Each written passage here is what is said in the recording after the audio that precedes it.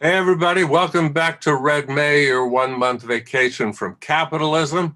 We're midway into our second week. We have 43 events, something like over 100 guest speakers. It's amazing. The sheer excess of this event never ceases to stun me. And how do we pull it off, you might wonder? Well, we pull it off with volunteers, and we need more of them. So if you like to work on future Red Mays, or even on this particular Red May, go to our red site, www.redmayseattle.org. The volunteers are the fun part. The other part is, well, the value form, or money as it's often known. We need money. So go to donate on www.seattle.org. You can give through our link to our GoFundMe, Fan the Flames of Red May, or you can do a Patreon. We have levels at $3, $5, $10, and $20 a month. You can also find this information on donating in the YouTube description. I just want to hip you up for what's coming over the next 5 days. We are now entering definitively our 2-panel-a-day mode. So things are kind of getting tight in terms of what's coming up. At 6 o'clock tonight, we have Thinking with James and Grace Lee Boggs with Cedric Johnson, Colleen Lai, Matt Burkhold, and Stephen Ward, the author of the wonderful biography of James and Grace Lee in Love and Struggle. At 11 a.m. tomorrow, we have Antinomies of the State, COVID, Climate, Chronic Emergency with Alberto Toscano, Anselm Jappé, Andreas Malm, and AJ Singh Chaudhary moderating. At 6 p.m. tomorrow, Fighting for Their Own Servitude with Jason Reed, Robin Marasco, Warren Montag, and Asad Haider. On Saturday at 6 p.m., we have Thank You for Your Service Work with Gabriel Wynand, who has a new book called The Next Shift, about the transition from the heavy industry to steel industry to health care industry in the Rust Belt. Sarah Jaffe is going to be on that with Jason Smith and Priscilla Morolo. At 11 a.m. on Sunday, we have Pornwork, Sex, Labor, and Late Capitalism with Connor Habib, Cassandra Troyan, Femi Babylon, Heather Berg, and Kathy Weeks as the moderator. And I think I'm missing something. Yes, I am. At Saturday morning at 11 a.m., we have Confessions of the Fox, the great novel by Jordy Rosenberg. That's going to be discussed by Lali Khalili, Titi Bhattacharya, Annie McClanahan, John David Settle, and Mackenzie Work is going to be the moderator. So a lot of great stuff coming up. But without further ado, I want to get into this morning's panel, Transgender Marxism, which brings together the contributors of a new book from Pluto Press. And we're lucky to have Sophie Lewis, the author of Full Surrogacy Now, and of course, a Red May alum, to be the moderator this morning. Welcome, Sophie, and welcome everybody to Transgender Marxism. I turn the event over to you. Thank you, Phil. Hi, everyone. It's a great honor to be brought in, however last minute, as the hype man for this extraordinary launch. I think this is a sort of launch event, isn't it? And I'd like to congratulate the editors of this extraordinary volume. We've got both editors here, as well as some contributors and fellow travelers.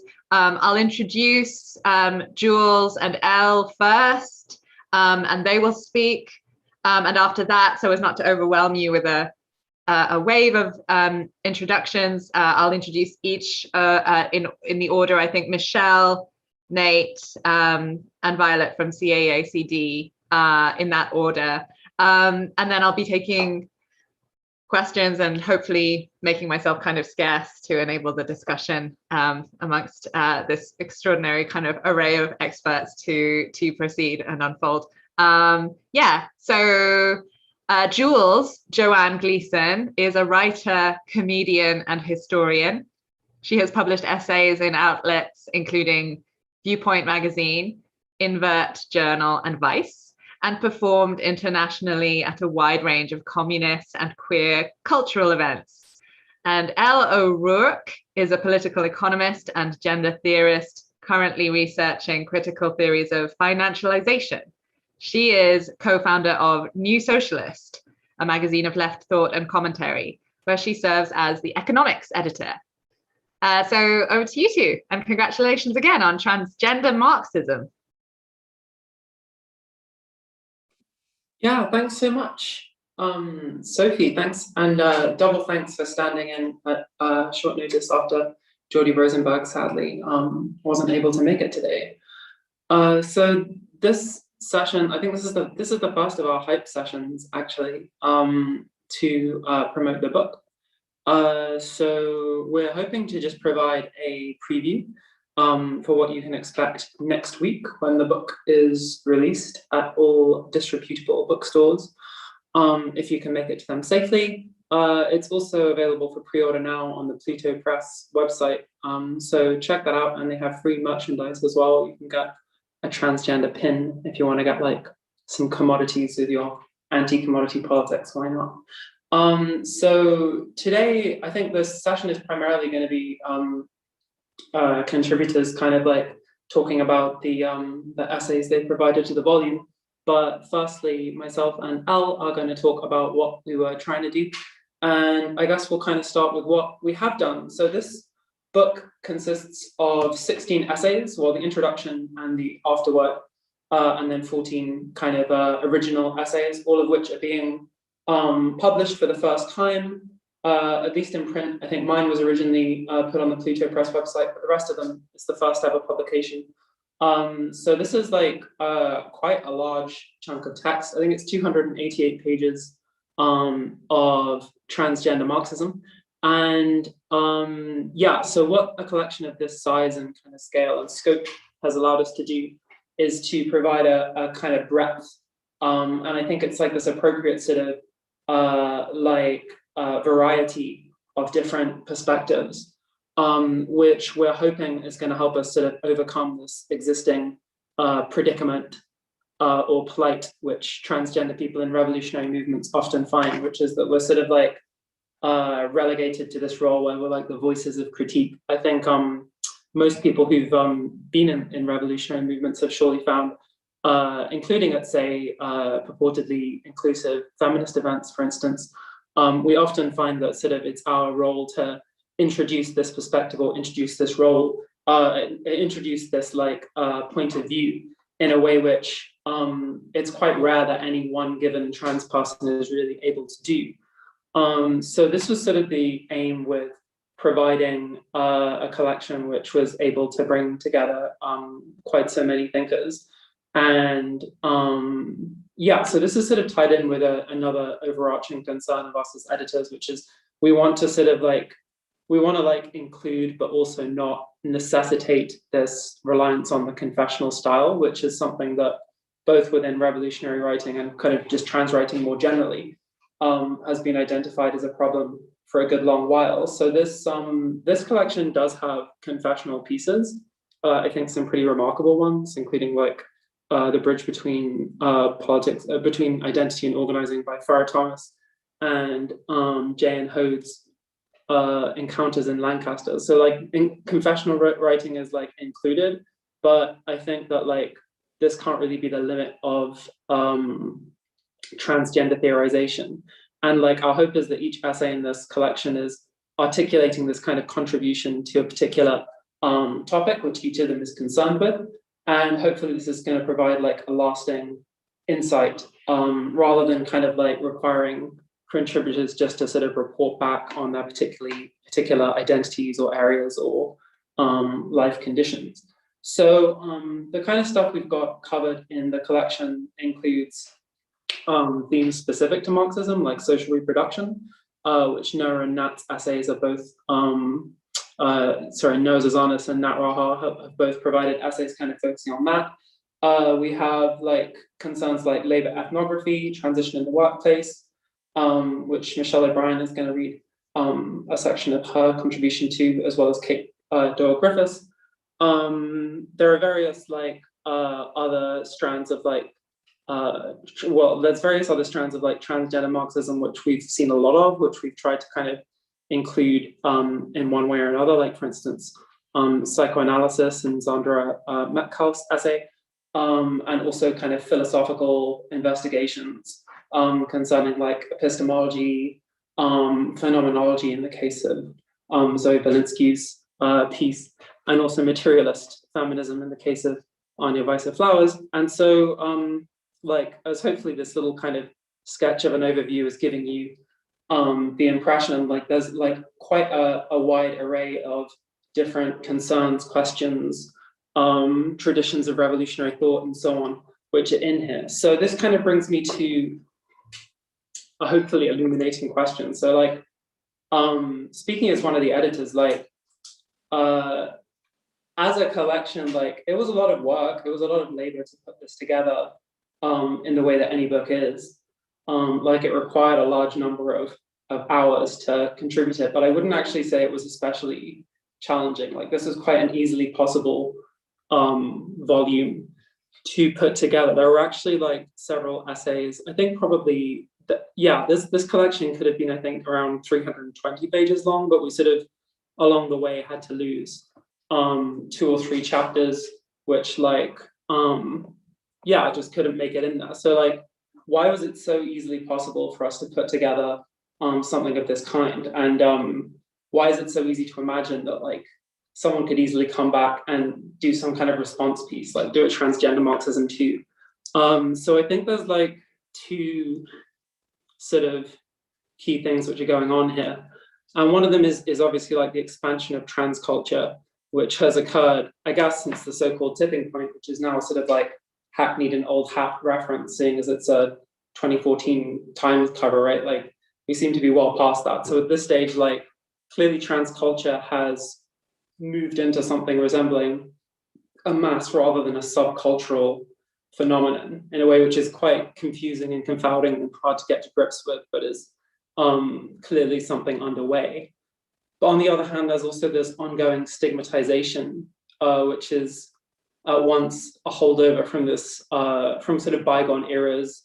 If you look at it demographically, clearly like acceptance of trans identities varies quite wildly across generational lines in most countries. But also there's this kind of new wellspring of reaction. There's like a set of transphobic perspectives which are taking many forms and appear differently in different national contexts. So for instance, you see church-led campaigns against gender ideology appearing, say, in Poland or Brazil, through to this kind of more genteel bigotry that's proliferating among like British state broadcaster outlets like Radio 4 Women's Hour or other kind of like respectable fronts.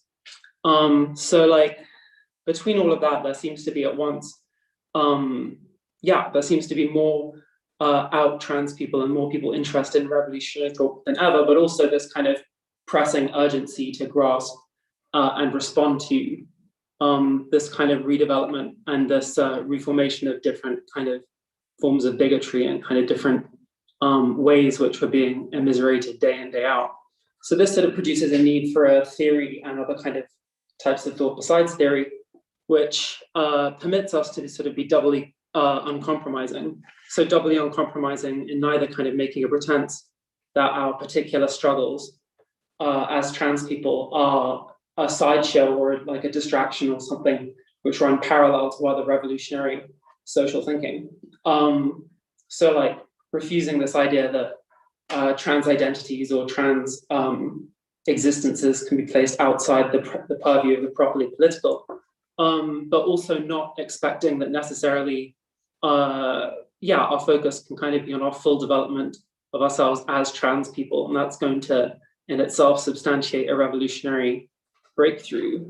So yeah, in other words, not to see trans politics as either an optional kind of detour or sideshow, or this kind of self-contained totality, which is just like the secession from the cis-normative world, right?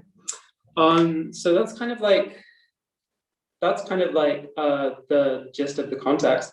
I think for getting into why like Marxism in particular has proven such an attractive tradition in thought, or set of movements for trans people to sort of involve themselves with, I think Elle's probably going to have to like pick up on that. But that's kind of a little overview of what we've put together, and I'm really looking forward to questions and answers, and also hearing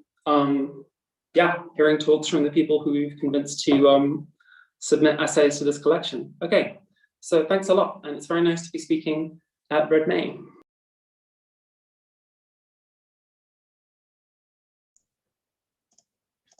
Okay, so hi there.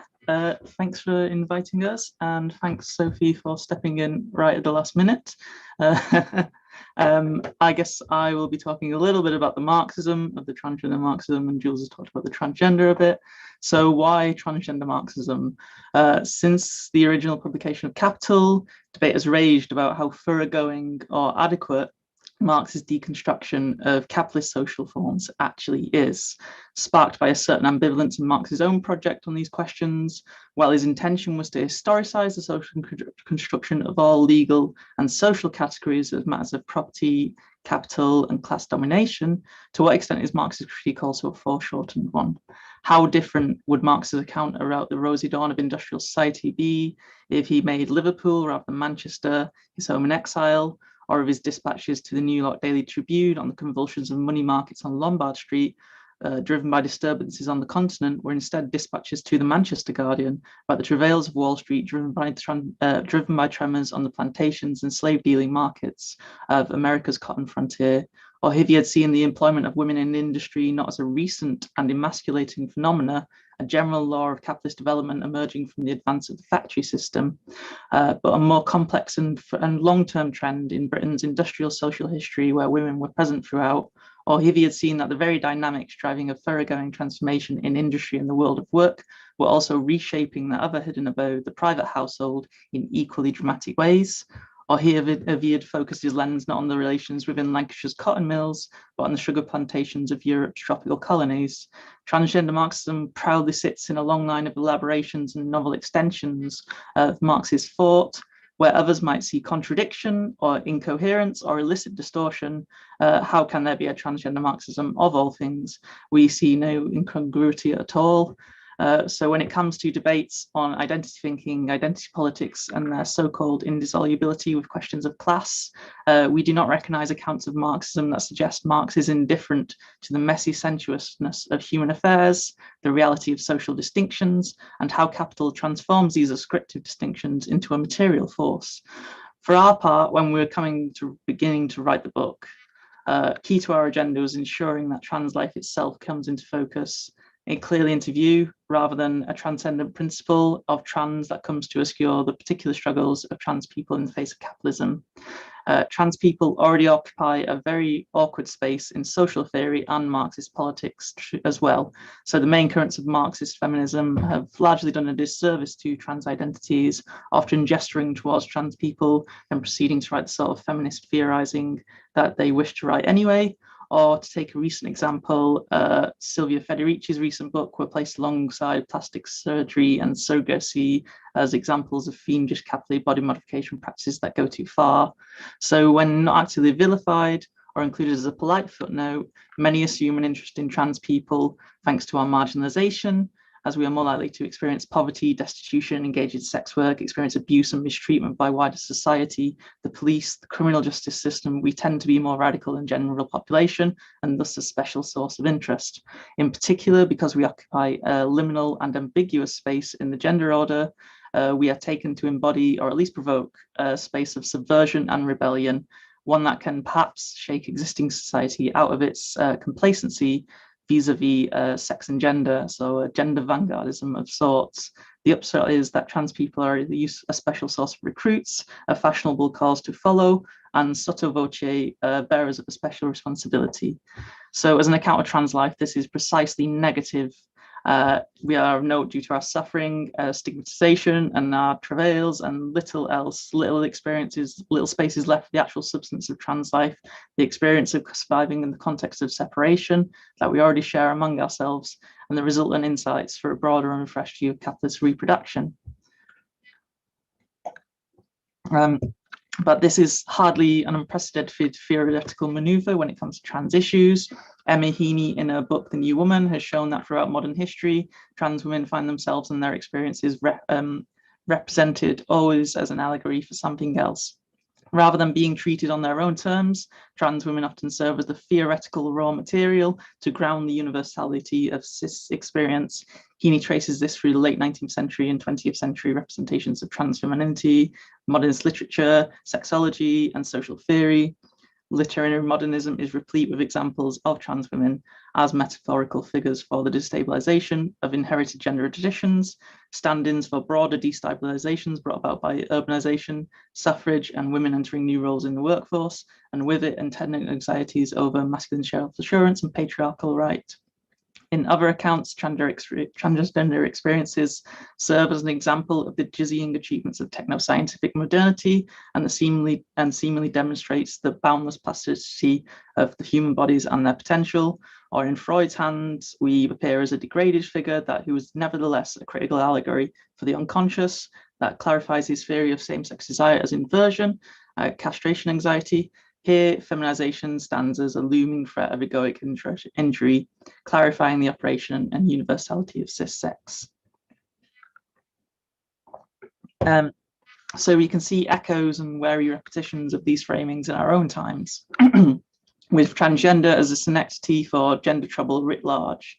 From far-right fantasists dreaming of a surging wave of effeminacy sweeping all in its wake to the condescending patronage of well-meaning do-gooders, predatory psychiatrists demonizing transgender desires with taxonomies that they would never accept applied to themselves, to sensationalist publishers looking for a quick cash grab with lurid tales of gender deviance, indecency, and criminality.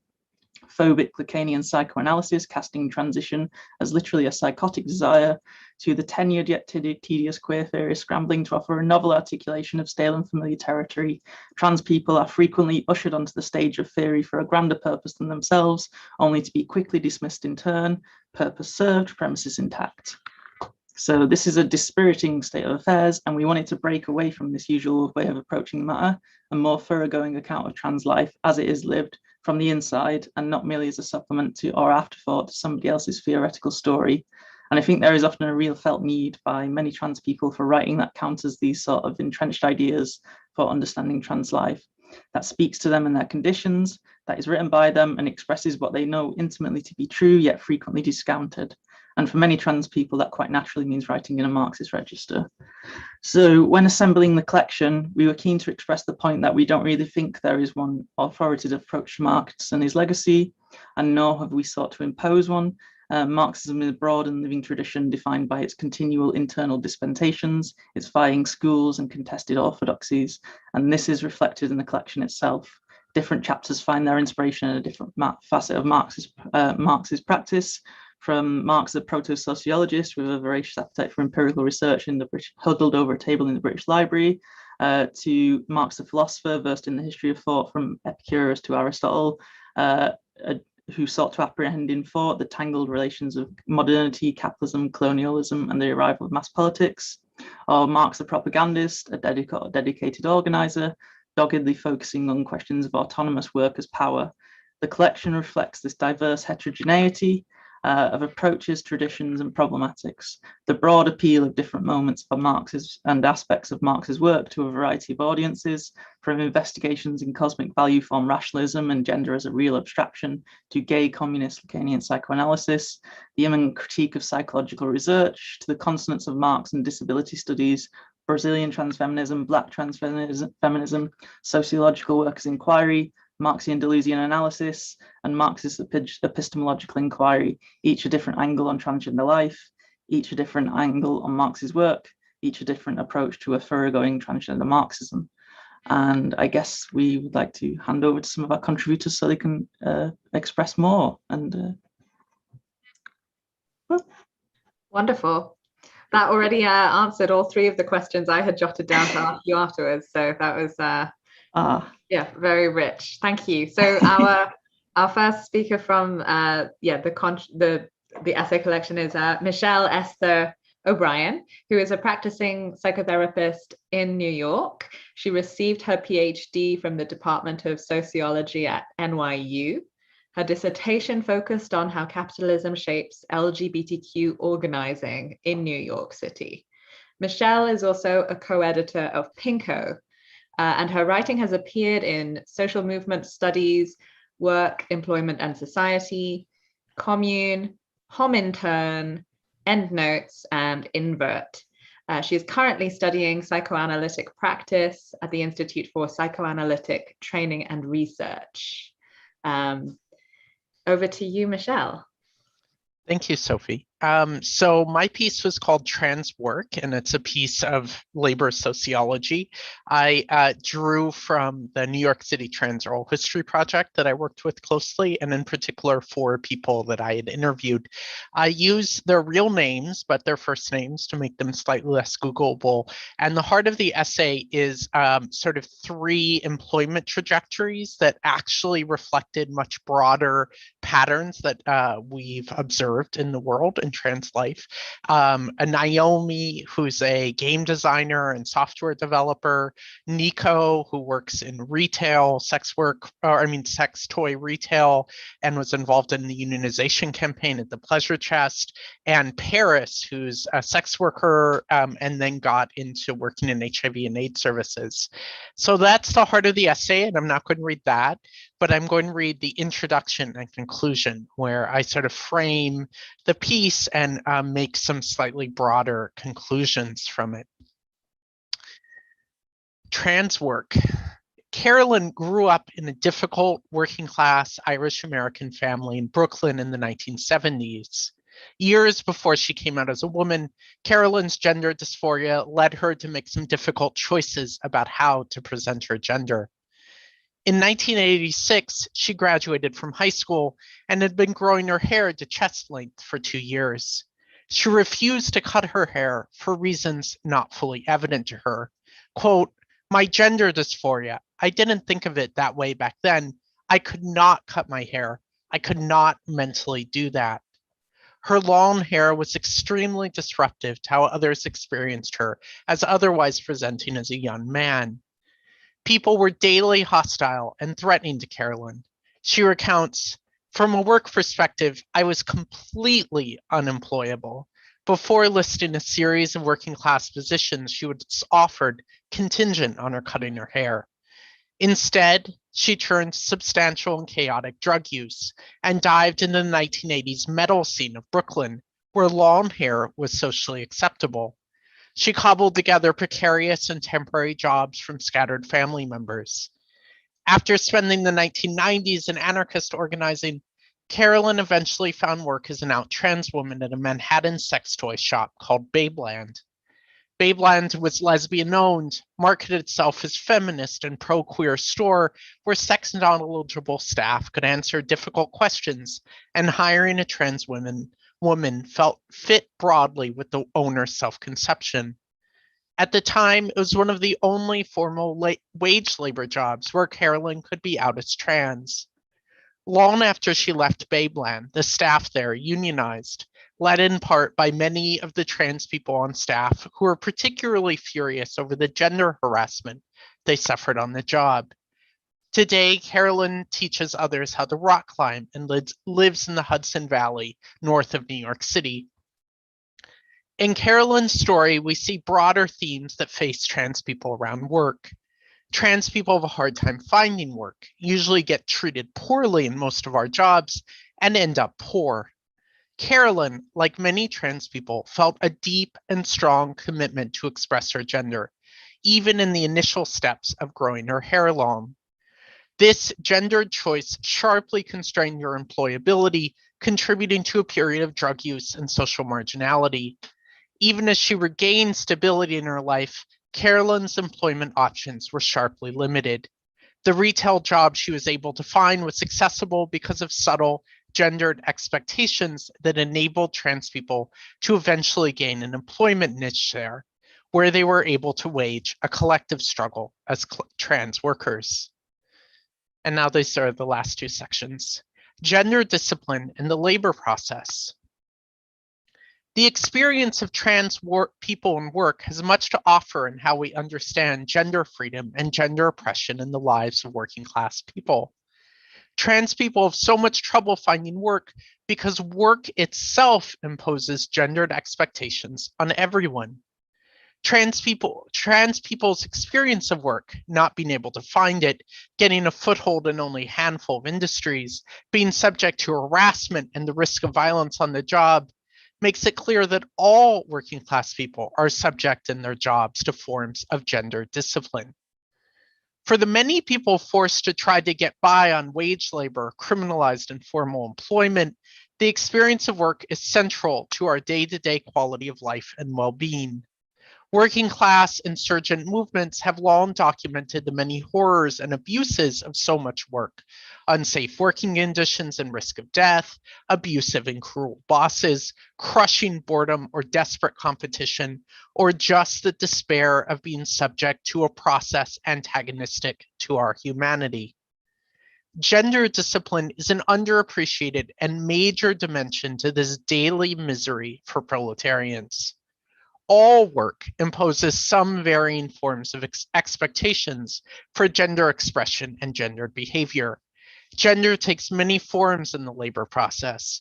Masculine toughness expected in the face of the dangers in many industrial manufacturing jobs, the gracious feminizing and racialized subservience expected by service staff, the highly gendered professional dress codes of white-collar employment, the pervasiveness of sexual harassment and sexual coercion in many industries, or the maternal activities of teaching, nursing, and childcare.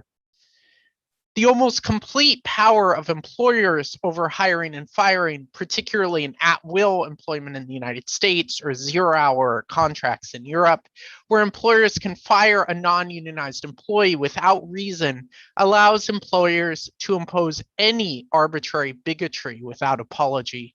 For the majority of American workers without access to a union or collective bargaining agreement, there are few mechanisms for contesting employer power besides high-risk, criminalized, disruptive protest. Further, employers expect and impose these gendered expectations as how they observe and define competence on the job. Behaviors that fall outside of gendered expectations of behavior not only violate an employer's homophobia or misogyny, but also their understanding of what the work requires. Under the tyranny of employers, all workers face day-to-day gendered expectations that constrain how we are able to embody and express our genders.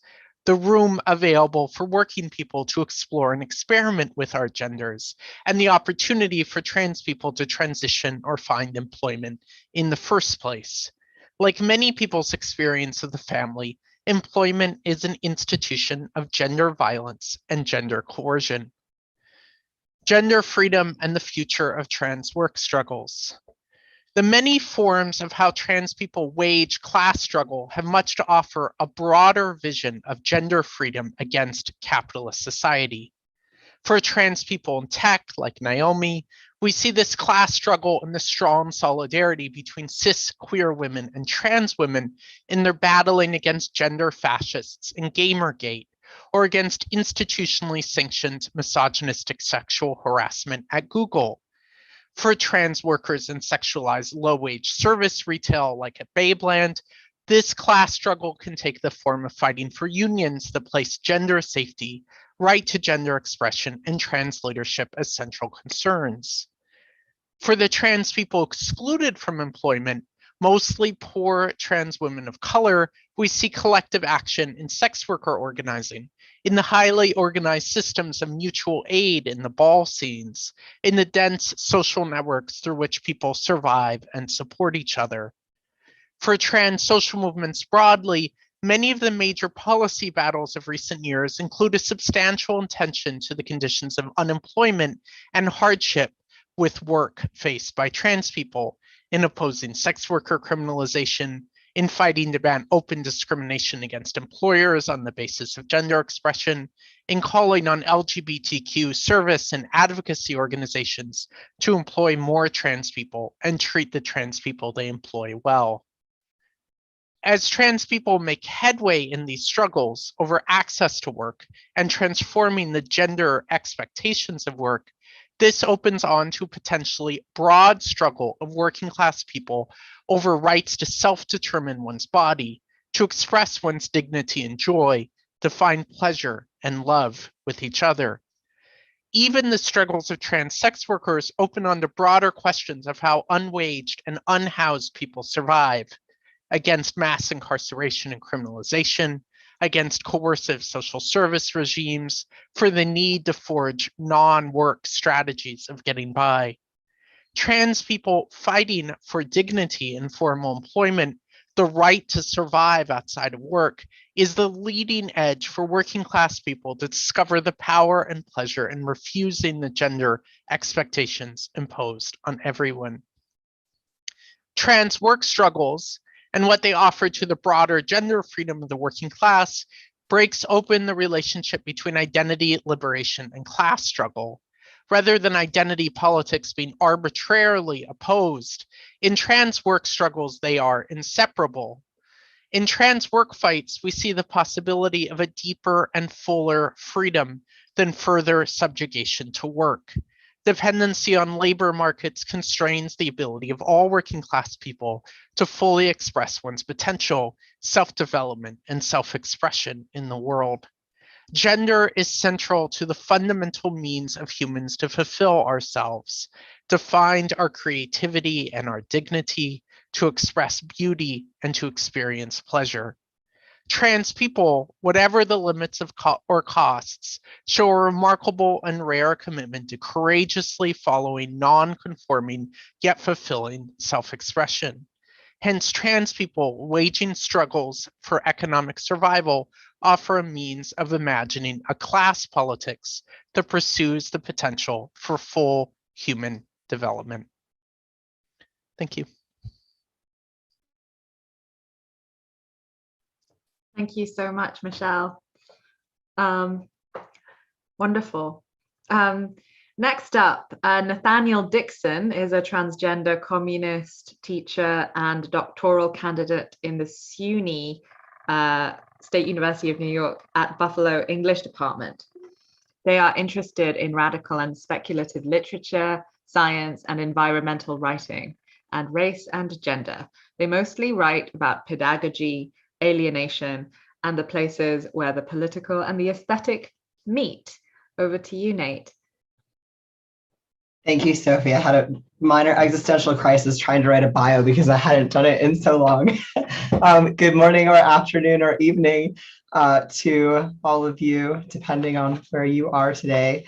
I'm going to actually, following Michelle, I think I will just read a little bit from the beginning and try to give a little context, then maybe reflect a little bit on what I was trying to do with this essay. Essentially, it's sort of just a bit of comparing commodity fetishism with some of the really harmful narratives that we have about gender and what it is and where it comes from, and just going from there. So I start by Marx quote, right? A commodity, I love this quote, is a mysterious thing simply because it is in the social character of men's labor appears to them as an objective character stamped upon the product of that labor, because the relation of the producers to the sum total of their own labor is presented to them as a social relation existing not between themselves, but between the products of their labor. Commodities then are like, they're imbued with a mythical relationship to one another that bears no trace of the labor of human beings. In just the same way, gender is imagined as having an explanation that bears no trace of human effort. Our efforts, it seems, can only verify a truth that stands outside of history. Tools are not used to make gender, but to reflect it. The ultrasound and the DNA tests discover what we already know was there. As trans people, we threaten this apparent effortlessness. If gender is not easily revealed by the apparition on an ultrasound screen or the spit in a tube, but instead laboriously produced, then the certainty of the whole narrative comes into question. The work that goes into the production of gender becomes embarrassingly visible, and this labor becomes reapplied to creating the tools and interpretations necessary to describe, deny, or otherwise contain transness. What mysterious object hides within transgender people that might explain away our difference without creating too many plot holes? Revelation becomes excavation, not wholly, but an exhausting gymnastics of selective attention. And so I suppose what I was thinking about, I was thinking about the book's title, and I figured I'd better come up with something about how people come by their genders and how they come by their Marxism. And somewhere in there, I noticed sort of the role that pedagogy plays in it. And I've been an adjunct for a really long time now, so I think about a lot of things through teaching. And I think that it's relevant to these problems because it's an intentional and social activity that's focused on understanding and generating knowledge. And I think it's very basic to being human. When I was rereading this and trying to remember what my pre-pandemic brain was thinking when I wrote it, I was surprised that I didn't mention anything about Paulo Freire in there. Would have fit probably. Thinking about the banking model of education, right? And you put the deposit into the empty brain, poor students, and as opposed to critical pedagogy, which is this more relational way of thinking about teaching. And I was thinking about the shape we get with the banking model, the kind of passivity and surrender it calls for, the state that makes people, I think, particularly vulnerable to cult indoctrination is what I think of. You come empty and you're ready to be filled up with knowledge, and the knowledge is revelatory. It's just waiting out there, like, human nature in air quotes or gender in air quotes. Yeah. And everything that is concrete in that way of learning becomes distant and unapproachable. You're just a container for somebody else's ideas. And those ideas were not created. They were just yanked out of the fabric of reality. Basically, you can't change them. You can only discover them. So then you memorize them with about as much nuance and dedication as you spend reading like terms of service for something that you click on the internet. And I don't think that's a very promising way to organize knowledge. I think a large part of the trick to teaching is helping people to realize the enormity of what human beings create and getting them to put down things like the phrase "since the beginning of time," the sense that like material is just eternal. It's really easy to mistake material things for eternal things with the ways that we teach and learn. And that's a problem for trans people and for everybody, because for most people, the eternal feels unchangeable and alienating, and it's something you can come to terms with, or you can revere it, or maybe you could reform it, but you cannot transform it, right? Without access to the constructedness of things, we're left without agency and without a lot of possibilities. And it's complicated because there's a whole lot of trauma to swim through to get people to think about the constructedness of things when so many of those constructed things hurt them. And since learning happens in interaction, there's also the pain of dissonance when you look at something and you try to name it, and there are laws and institutions and other people often violently fighting you and robbing you of your ability to name even yourself, right? So I guess I was thinking about how we get to a relationship to knowledge that gives us access to this constructedness of things. And as you might imagine, I did not memorize it. It was not deposited in my brain. I figured it out through living relationships, through reading and talking. Actually, a lot of the people who are here and the contributors and editors who I have like measurable debt to in terms of what my brain is now versus what it was like 5 years ago. And much of it through the process of gender transition and what Noah, who isn't here with us today, but is great, talks about the resocialization process that goes on in transgender communities and all of the ways that that met up with my other experiences, especially the experience of being poor. Yeah. I figured it out by naming myself while doing an incredible amount of work to produce the reality of that name, from emails to payments to research to courts, documents to going to the DMV. And I still have not figured out what to do with the credit bureaus. I have 2 credit files. My old one has all my student loans, so I might just leave it like that. I had to take a random guy with me, like the OBGYN, to notarize a document so I could change the facts surrounding my own birth, which is kind of wild, right? You have to remap your entire relationship. It's very estranging in this way, your whole relationship to the world against a host of very real and also very constructed things that are telling you that you are impossible. Existing as an impossible person makes it a lot easier to imagine the possibility that the world could be different. You can build what's needed to name yourself against these kind of daunting mechanisms for control and against sometimes incredible violence. And understanding the vitality of that is a part of understanding the best creative potential of our species. The connectedness of our labor and our cognition and our world. People get worried that we'll go off some like post-structuralist deep end, I think, and just get lost in the play of terms, right? That's kind of the kind of difference that transients represent evokes that fear. And I think is why we frequently get targeted when people want to complain about identity politics in relationship to other forms of political activity. But our lives are material, as our editors were talking about a little earlier. And we're incredibly involved in producing our own social reality, what we believe, and especially what we believe about what is possible and what is knowable and what is changeable, play a profound role in sustaining or in defeating capitalism. And I think the types of thinking required to navigate legal and scientific and interpersonal discourses that are chaotic and conflicting and nonsensical and present themselves as wholly and fixed and unchangeable, those types of thinking are resilient and contagious in the best possible way. And rather than being a side quest or a threat to solidarity, I think that they are critical to building a world worth living in, where we could find out what people could make and what they could be when they're not squeezed between their boss and their rent, and also so yeah, I think that's it. Wonderful. And finally, we have Violet from the CAA-CD, which is an association for anarchic, queer, and communist friendships based in India. The CAA-CD says, we aim to build an ethics of queerness rooted in fugitivity and flight, care, and war. Towards that end, we seek to foment a, quote, diffused irrationality, unquote, that spreads through every crack and fissure of society, amplifies the lines of flight, and brings together ungovernable and undeniably queer forms of life. The piece by CAA-CD in the collection, A Deleuzian Conversation on Gender, was co-written as a dialogue. Over to you, Violet.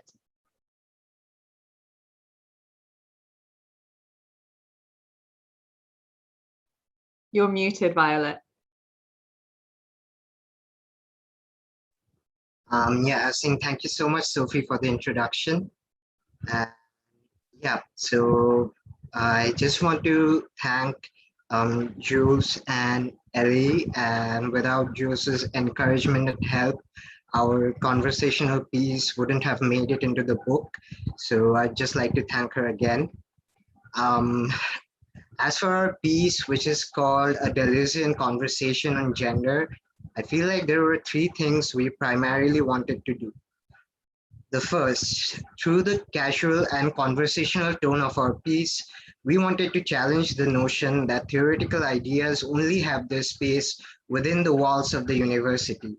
We also wanted to challenge the notion that discussing theory had to be somehow the stifling experience meant for specialists and couldn't simply be a spontaneous conversation between friends as they relate their everyday lives to one another. In this, we followed the lead of Fred Moten and Stefano Harney. In an interview from 2012, Fred Moten described his and Harney's concept of study as, when I think about the way we were using the term study, I think we were committed to the idea that study is what you do with other people. It's talking and walking around with other people, working, dancing, suffering, some irreducible convergence of all three held under the name of speculative practice. And he adds, the point of calling it study is to mark that the incessant and irreversible intellectuality of these activities were already there. In our opinion, intellectual discussions and debates do not have to be confined to the university, but can be a part of the fabric of our everyday lives. And what we sought to do through this is also recover the forgotten memory and practice of a proletarian autodidacticism, a mode of sharing knowledge among the lower classes. After all, Marx's Capital was not meant to be read by academics, but was meant to be a political weapon in the hands of the 19th century proletariat. Which brings me to the second thing that we wanted to do. A prevalent idea among both transphobes and certain liberal narratives of transsubjectivity focus on how being trans is all about the erasure of the body. I refer here, of course, to the by now infamous born in the wrong body narrative. Many have pointed out the pitfalls of such arguments, but reprising the discussion about the merits of such arguments is beyond the scope of our piece. What we wanted to do instead was flip the script altogether. Instead of saying that transsubjectivity was rooted in a desire to do away with one's body, we wanted to suggest the inverse, that dysphoria is nothing but the howl of the body's anguish against its appropriation by sexuation and its insertion into the capitalist mode of production. In his book, Spinoza, Practical Philosophy, Gilles Deleuze had described Spinoza's statement, "We do not even know what a body can do," as a war cry. For our purposes, we wanted to reframe this statement as a queer war cry. Why? Because all power at its core takes the material body as its object. In both his Punitive Society lectures and in Discipline and Punish, Foucault shows that the worker as a source of labor power doesn't exist a priori, but has to be created through a vast panoply of apparatuses that target the worker's body, an entire array of processes geared towards the production of what he calls docile bodies, that is to say, bodies that have maximum utility, minimum resistance. And docile bodies, needless to say, also imply the production of docile subjectivities. Far from being a theoretical abstraction, as many would claim, the reality of power's grip on the body is felt with an extreme intensity in the lives of trans people. From the moment we are born, the medical establishment inscribes the laws of the system onto our flesh through sexuation, a continuous surveillance that begins with the nuclear family, which through its daily punitive games of punishments and rewards ensures the moral upbringing of the child into the responsible future citizen subject, and also wards of future deviancy, continues all the way into our adult lives as we are denied jobs, healthcare, passports, friendships, even citizenships, as our bodies are made into objects of mockery, sneers, and hate from upstanding citizens, or cynically invested in by liberals who want to perpetuate the very order that kills us, or especially when our bodies become the target of the violence of the police and the murderous social order that the police protect. It would be a mistake, however, to think that the apparatus seize hold of a passive body that just lies waiting for it. In fact, the true target of the apparatus is always the body's capacity for resistance.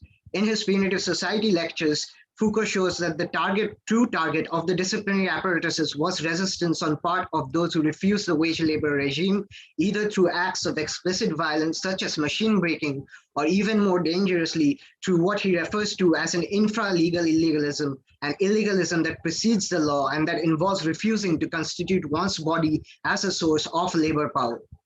As Michelle pointed out earlier, all work comes with gendered expectations. If queer is not merely an identity, but as the Mary Nardini gang point out, the qualitative position of opposition to presentations of stability and a total rejection of the regime of the normal, then we can understand queer and trans fugitivity as precisely a mode of illegalist resistance that is targeted by the apparatuses of normalization. The apparatuses definitely serve the capitalist mode of production, of this there is little doubt, but they also form the conditions for the existence of the state form. In the History of Sexuality, Volume 1, Foucault points out that sex was not a pre-existing datum seized on by power, but precisely an effect of the dispositive or apparatus of sexuality. And sex, or the dispositive of sexuality, formed precisely the privileged intersection between the anatomopolitics of discipline and the biopolitics of populations. In other words, if capitalism needed the dispositive of sexuality to produce docile and productive bodies inserted into its regime of production, the state also needed the dispositive of sexuality for its policing and management of populations. And the sexed body was a product of this intersection between discipline and biopower, between capitalism and the state. Capitalism and the state, we believe, not only mutually reinforce each other, but form the condition for each other's existence. With respect to the lives of gender-defined people, this is demonstrated extremely well by Jessica Hinch's work on the colonial governance of hijras in 19th century British India. Contrary to the popular belief that the persecution of gender deviance and homosexuality was a mere colonial ideological import, Hinchi demonstrates that the policing of hijras in the second half of the 19th century was a principal technique through which the colonial state was able to manifest itself in its materiality. The problems posed by the hijras were manifold. A mobile population, fear of the moral contamination of public space by sodomites, that's what the British thought them to be, which was amplified through belief in the miasma theory of disease. Also, the belief that all hijras were castrated and therefore incapable of becoming productive subjects, the problem of identifying and categorizing hijras on population service, etc. It's too vast a topic to be able to cover within the time constraints of this presentation. But if there was one word that could encompass the myriad reasons behind the colonial targeting of the hijras, is that the hijras were seen as ungovernable by the colonial government and a perennial thorn in the side of colonial statecraft. As in Foucault, I do not pose these questions of the past for the mere purposes of historiography, but to do an archaeology of our present. The threat posed by the hijras disrupted the colonial state's ocular gaze, its capacity to identify, classify, and then produce the subjects of its rule. In other words, the illegibility of the hijra body and its movements posed a threat to colonial statecraft. Today, an echo of this can be seen in the implementation of the National Registration of Citizens, or the NRC, in Assam, in the state of Assam. After the NRC was passed in the state of Assam, over 2,000 trans people found themselves excluded from the list and were thus bereft of their status as citizens and sent to detention camps. I'll not delve further into the details of the NRC. All this is just to underscore that the stakes of a politics of trans or queer liberation today cannot be anything short of ridding ourselves of the two cold monsters that constitute our modernity, the state and the capitalist mode of production. Which brings me to my third and final part, liberation. How to imagine a politics of trans liberation today?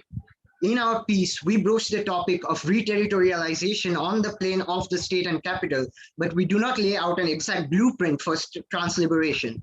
However, we would like to perhaps point to some indicators of what we feel such a politics would necessitate. In a text called To Have Done with the Massacre of the Body, which was published anonymously in 1973, but that is now attributed to him, Felix Guattari wrote, "This antiquated world which stinks everywhere of dead flesh horrifies us and convinces us of the necessity of carrying the revolutionary struggle against capitalist oppression into that territory where the oppression is most deeply rooted, the living body." It goes without saying that the politics of trans liberation today cannot do without taking the body into question. But what exactly does this entail in today's neoliberal democracies? After all, some would point out that we have made great strides with respect to trans rights and recognition, and yet others, much more cynical and reactionary, would portray trans recognition itself as the further proof of the triumph of neoliberalism. A radical politics of trans liberation today, therefore, must eschew both these alternatives, that is to say, the alternative between a narrative of liberal progressivist recognition that ignores the strategic shifts in neoliberal governmentality and a reactionary and equally important yearning for social democracy and the welfare state, which ignores how that form of governmentality too was a response to lower class resistance. In the text mentioned earlier, Guattari goes on to say, "I oppress myself inasmuch as that I is the product of a system of oppression that extends to all aspects of living." As long as we remain trapped within the liberal paradigm of progressivist recognition, we also remain in the thrall of the repressive hypothesis. Thus, trans liberation becomes all about uncovering the truth of the I, which was hitherto repressed and henceforth gains recognition by the state. But state recognition is not premised on the recognition of a hidden truth that was concealed within the individual psyche, but on the production of a governable subject through its techniques of individuation. The state, which is a concentrated form of apparatuses immanent to social life, is also predicated on colonizing our subjectivities, and thus its recognition is always premised on annihilating those aspects that make any divine subjectivity dangerous. If liberal governmentality was premised on normalization and thus producing an I which could easily be subsumed into pre-Fordist forms of labor, neoliberalism is premised on the homogenization of difference by turning every divine subjectivity into a potential source for human capital.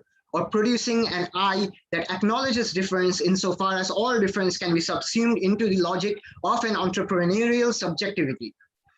Should we then, like the Social Democrats, pine for the old days of liberal governmentality? Nothing could be more reactionary in our eyes. We need only remember the words of Deleuze and Guattari from What is Philosophy? What social democracy has refused to give the order to fire when the poor come out of their territory or ghetto? In one of his interviews from the 1980s, Foucault had spoken of the importance of becoming homosexuals as an ethico-political project rather than discovering one's homosexual essence. What did such an ethics of becoming homosexual mean for Foucault? He clarifies in another interview when he says, one has to overturn things a bit, and rather than say what one said at a certain moment, that is, let us try to reintroduce homosexuality into the general normality of social relations, let us say the opposite. No, let it, that is homosexuality, escape as far as possible from the type of relations that are proposed to us in our society, and let us try to create in the empty space in which we find ourselves new relational possibilities. So the first thing we'd like to underscore is that a radical transpolitics is inseparable from the question of ethics, or in other words, a radical transpolitics implies nothing short of a radical questioning of the way we live. It is inseparable from the question of life. In their text, Introduction to Civil War, Dickson point out, my form of life relates not to what I am, but to how I am what I am. So what is radical about a trans person is not necessarily that they are trans, but precisely how they are trans. The second thing we'd like to underscore is the word escape in what Foucault suggests, because escape always implies fugitivity, and fugitivity always implies a becoming ungovernable. We would be remiss if we thought becoming ungovernable is merely about insurrectionary acts of violence, though it can certainly entail that. But becoming ungovernable is also about amplifying all those seemingly minor acts that destitute the apparatuses and most importantly, jam the gears of capitalist subjectivation. Escape or becoming ungovernable is also about escaping becoming a subject of power, both in the sense of being a subject to an external power and in the sense of being constrained by subjecting oneself to the laws of one's own identity.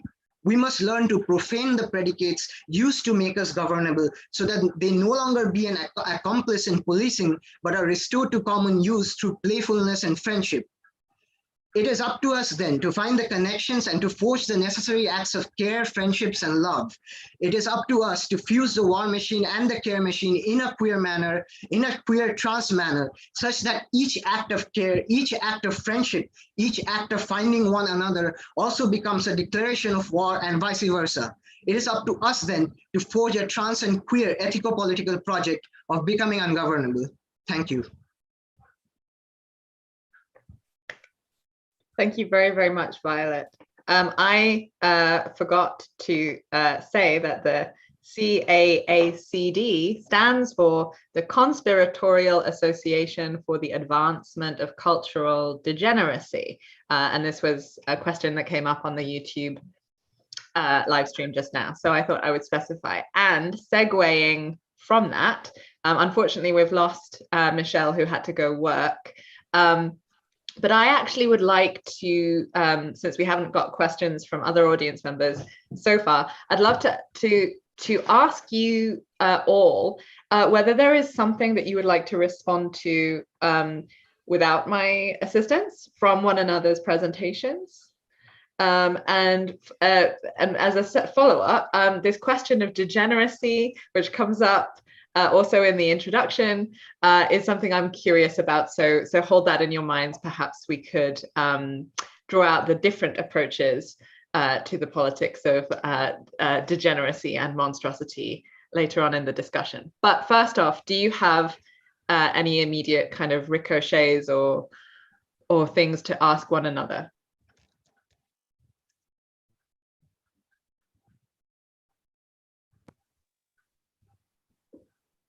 Yeah, I think there's so much in Violet's talk that I could get into.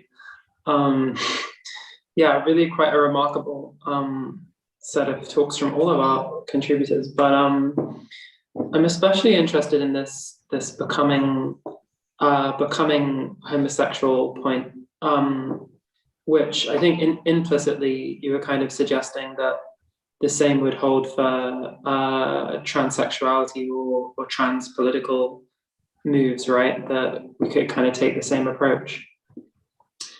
Yeah, and I find this, yeah, this notion of like, it also appears in Butler, right? She picks this up from Foucault, where she describes, she says she went to college and since then she's been being a lesbian, you know what I mean?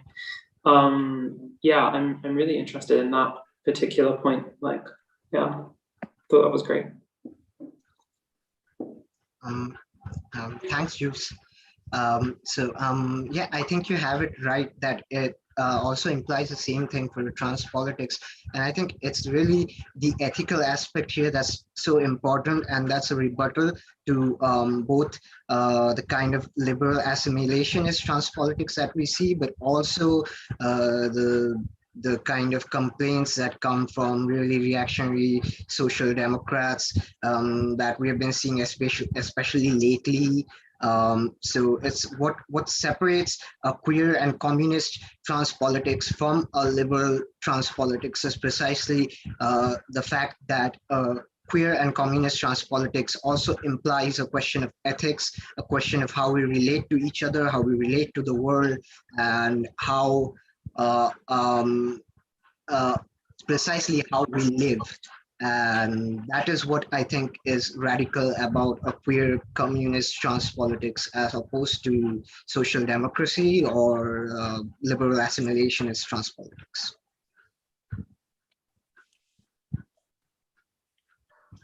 This is more, I also, Violet, I just really like the phrase jamming the gears of capitalist subjectivization. I thought was really good, and made me think of it when you were just responding to Jules's comment and question.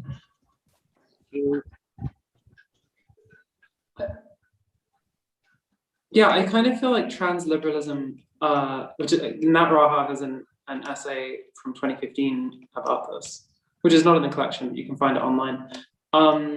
Yeah, this problem of transliberalism is one that still confounds me. And I think it's also, like, as trans Marxists, I feel like it's important not to underestimate the challenge, right? Because I do find it quite difficult. You know, when people are proposing, like, the slogans you find on the internet are very often like trans rights, like this is the big deal, right? When you bully a politician into saying trans rights or something like that. And it's quite hard to explain what's wrong with that a lot of the time, you know what I mean? Like why framing things in terms of rights is going to lead us into like a bit of a cul-de-sac or a dead end. Yeah, and maybe I'd be very interested in hearing the different national things between the US and the UK where two of the others are based, because there's a sense that, like, in a way, trans rights are never going to amount to a liberatory breakthrough. But on the other hand, so much of trans existence is like trying to squeeze the stuff you need to survive out of a bureaucrat. And like, yeah, and it's on that level that, like, having the correct passport or having an updated, like, birth certificate, as you were talking about, Nate, and stuff like that can really be decisive.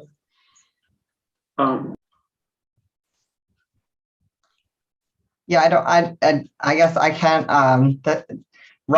rights are like given back to you in a sense, right? There's something, it's like saying the state owns this and I'm going to give you a tiny little piece of yourself back to yourself, like a little tiny bit of it. And that's never going to do it. You know, as Violet was putting it, we're not going to get anywhere good as long as we have, you know, the state. There's no way to get rid of capitalism without that. Also, my birth certificate is useful to me. And I think the dissonance between that is part of like the consciousness raising potential of experiencing like reality as a trans person. Like, I'm, you know, I hate that phrase. I'm like, as I was writing this too, I'm like, where do I put that and not put that? Because, you know, as I was talking about earlier, like, I don't want to be in a yogurt commercial about trans people. But, you know, I think that dissonance is important. Like, both are like materially true, right? Like, I have to, it's the, oh yeah, do you have a bank account? How can you be a communist? You know, I mean, it's sort of, you know, yeah, we have to survive and make lives. I think you're pointing that out a little bit in the introduction as well. And we have a reality to exist in. And also, like, it has to be the basis for anything that we're going to transform. So yeah, I think both can work at the same time. Yeah, I think Andrew Kirk in his book Dark Deluge also points out the need for playing double roles.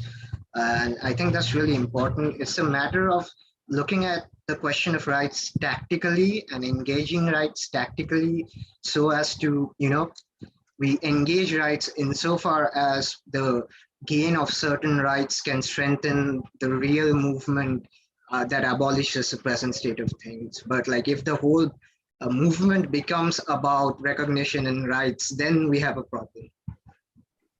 I think tactically is a great word for that, especially like just thinking about like what I know it's so many people in this collection also are writing about social reproduction, right? Like what do we need in order to reproduce ourselves and survive?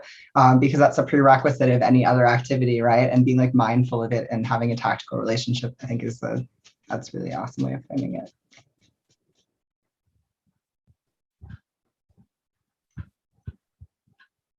Okay, I will press briefly my question about the differences in this anthology of what could also be perhaps termed transgender Marxisms. I don't know if that's something you considered and discarded. I can very much imagine why, or both. So if you feel like commenting on that as well, please do. But I do think there are, there's a very inspiring kind of syncretic, polyvocal character to this anthology. And while we have already today here received, I think, quite a good sense of the dangers of transliberalism and, of course, the very anti-trans Marxisms that have plagued Marxist history. I wonder if we could perhaps get a little bit into the dangers that continue to plague perhaps transgender Marxism, right? So the dangers that we do not necessarily get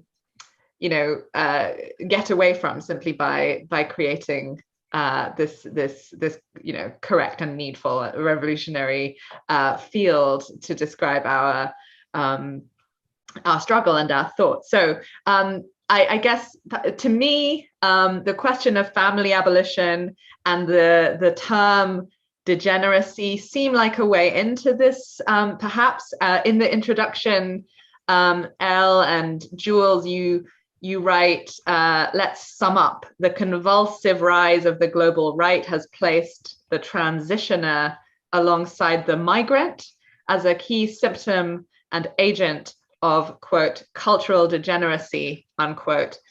And this parallelism is one that some trans theorists, such as Paul Preciado, have leaned into very hard. So I guess I'm asking all of you, if you don't mind, in turn, to comment on how one could have, although I suppose it might be stretching Marxism quite far to include what Preciado does, but I think there is some claim to a Marxist approach there. What are the ways in which the dangers of responding to what you call trans panic and the charge of degeneracy, the charge of monstrosity, in that kind of recuperative way? Does that make sense? I would love to hear each of you riff a little bit on degeneracy in that sense. Is it for us? Is it for trans Marxists? To summarize. I'm excited about degeneracy. Who would like to go first? No, one of the things I noticed, like the responses to transliberalism, were just making me think about sort of inclusion politics in general. And I think that one thing that degeneracy or monstrosity offers is sort of like a way of articulating why it's sort of a bad idea to formulate like your politics around the possibility of being included in something that is actually like super violent and harmful. And I think that there are, that so many of the ways that sort of difference has been leveraged and turned into something that is useful for capitalism, right? That can be like served is by like this fantasy that you can get inside enough, right? That you're going to be powerful, like in this specific way, and you're going to have this identity that is like very protective. And so I think also it's probably why I think it's more common, especially the less intersecting forms of like shittiness you experience under capitalism, the more likely you are to find, I think, transliberalism within communities, right? Like upper middle class white trans folks tend to have more liberal leanings that I think is reflective of like, politics at large there. But yeah, I think, I don't know, degeneracy to me, that like that refusal to explain also why you're like everybody else, right? Why you have to be like everybody else in this specific way, that like the way that we build solidarity or commonality with people is by saying that we are the same, when in fact, like the very best thing about us, Audre Lorde talking about difference, right? Like it's constitutive of our strength is that we are so different, like we're so fundamentally different from each other. It's why we're so creative. It's positive, it's good. I don't want to be included. And I think degeneracy is fantastic for not being included in that way.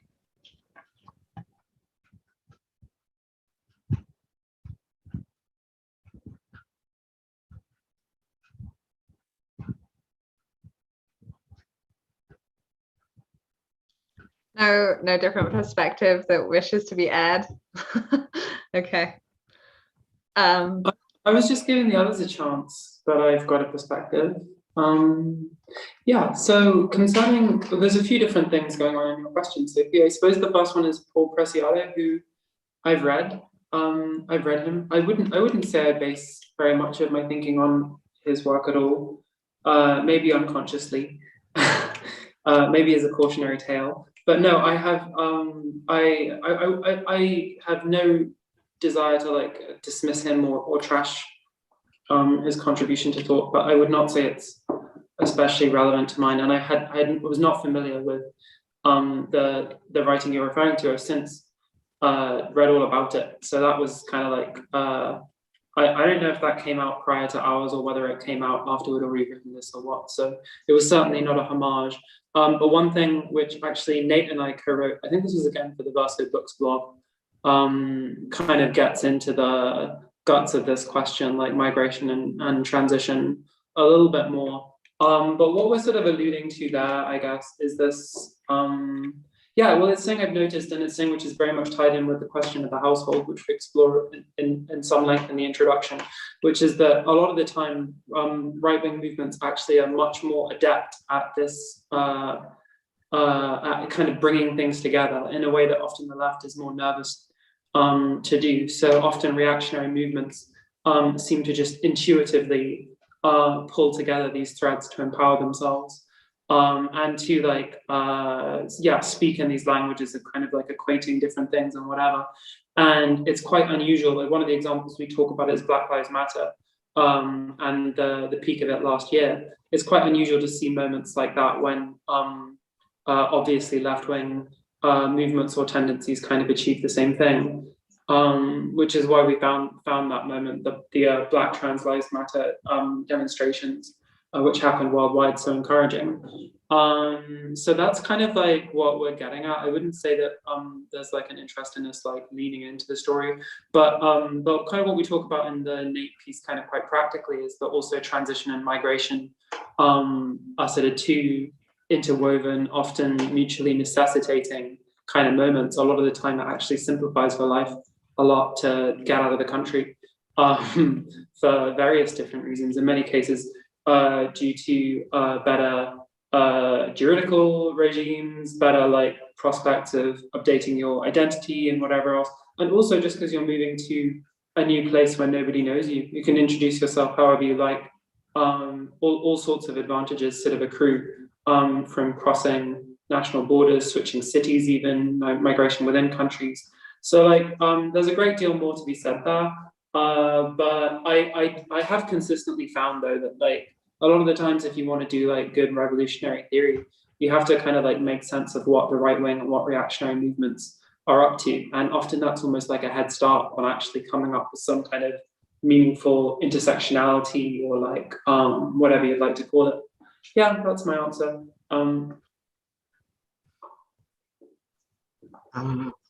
Just want to comment. I mean, it's not some definitive answer, but Sophie was a question of recuperation with respect to degeneracy. And it's interesting because degeneracy is a very biopolitical term, and it has a long history with, like, there's a whole theory of social degeneracy, and it then gets linked to heredity, and who are the people who are causing this kind of degeneracy within the population, who need to be weeded out and then eliminated for the health of the population.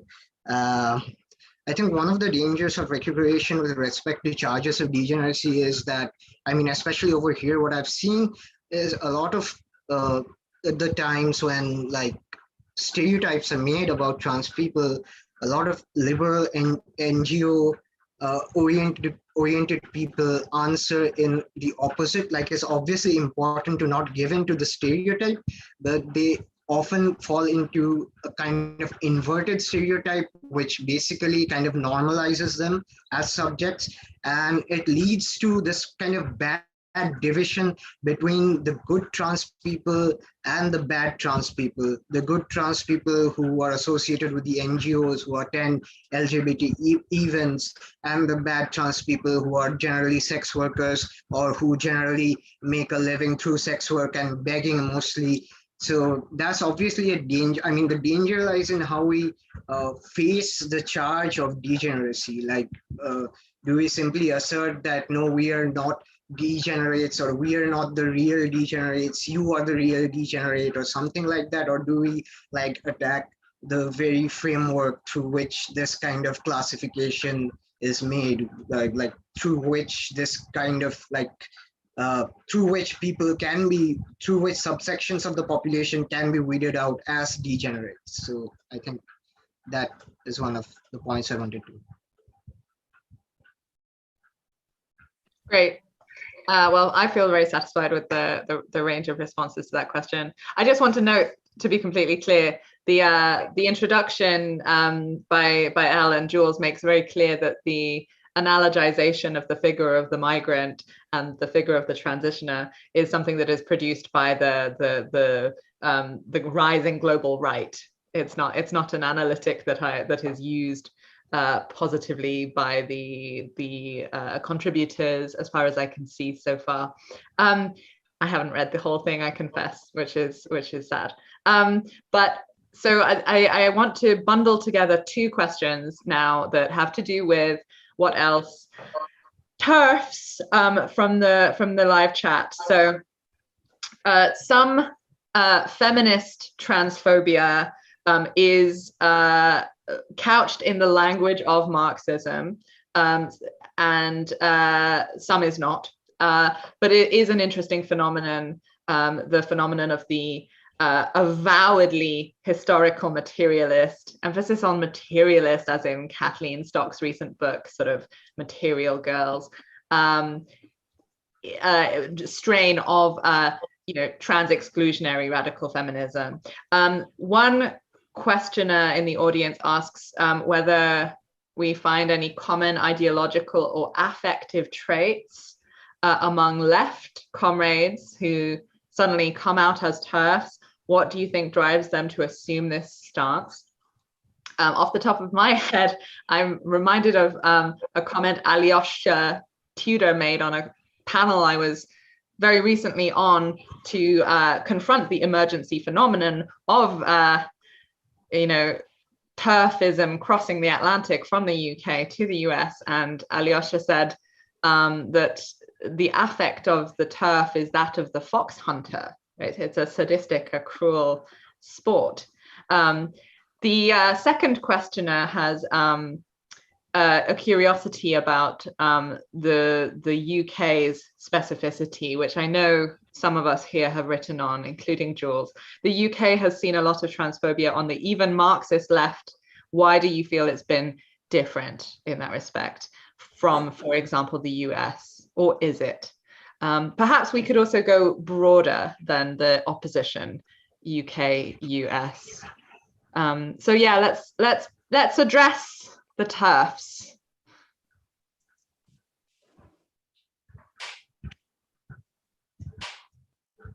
Well, Elle, you're still based there, so do you want to say anything? Well, in terms of the book itself, it's not about TERFs. There's very little in the book about TERFs at all. I mean, there's lots of writing about TERFs. There is lots and lots of good writing about TERFs and feminism and trans women arguing with TERFs and arguing for their place within feminism.